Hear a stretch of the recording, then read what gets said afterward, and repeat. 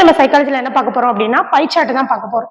So by சார்ட்ல நம்மளுக்கு என்ன பண்ணிருக்காங்க அப்படின்னா உணவு, உடை இந்த மாதிரி ஒவ்வொன்றும் பெர்சன்டேஜ்ல கொடுத்துருக்காங்க. ஸோ இது வந்து என்ன அப்படின்னா ஒரு குடும்பத்திற்கான மொத்த வருமானத்துக்கான பை சார்ட் வந்து நம்மளுக்கு கொடுத்துருக்காங்க.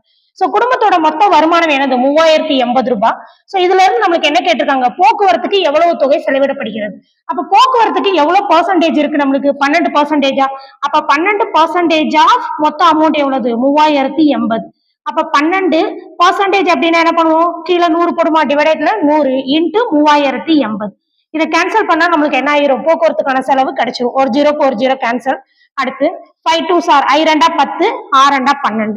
மறுபடியும் இந்த 5ஐயும் 308 அடி விடுங்க. ஓரஞ்சு 5, ஆரஞ்சா 30, மறுபடியும் ஓரஞ்சு 5, மிச்சம் 3 இருக்கு. ஸோ பாயிண்ட் வச்சு 0 சேர்த்தா 30. அப்ப ஆரஞ்சா 30.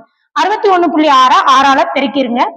ஆரங்காரம் 36க்கு 6, மிச்சம் 3, ஓரார் 6, 6 3 9. அடுத்து ஆரங்காரம் 36. அப்ப ஒரு டிஜிட் தள்ளி புள்ளி வச்சோம் அப்படின்னா 369.6 அப்படின்னு வரும். ஸோ இந்த கொடுத்திருக்க ஆன்சர்ல 369.6 இருக்கா நம்மளுக்கு இல்ல. ஸோ எல்லாமே எப்படி இருக்கு, ஹோல் டிஜிட் ஃபுல் நம்பரா நம்மளுக்கு இருக்கு. அப்ப பாயிண்ட்க்கு அப்புறம் 6 அப்படின்னு 5 இல்ல 5க்கு மேல இருந்தா நம்ம என்ன பண்ணிக்கலாம், 1 ஆட் பண்ணிக்கலாம். அப்ப 1 ஆட் பண்ணிட்டா நம்மளுக்கு என்ன வந்துடும், 370. ஸோ அப்ப என்ன இருக்கு, ஆன்சர் 370 இருக்கு. ஸோ போக்குவரத்துக்கான செலவு என்னது, ஆப்ஷன் சி ரூபாய் 370.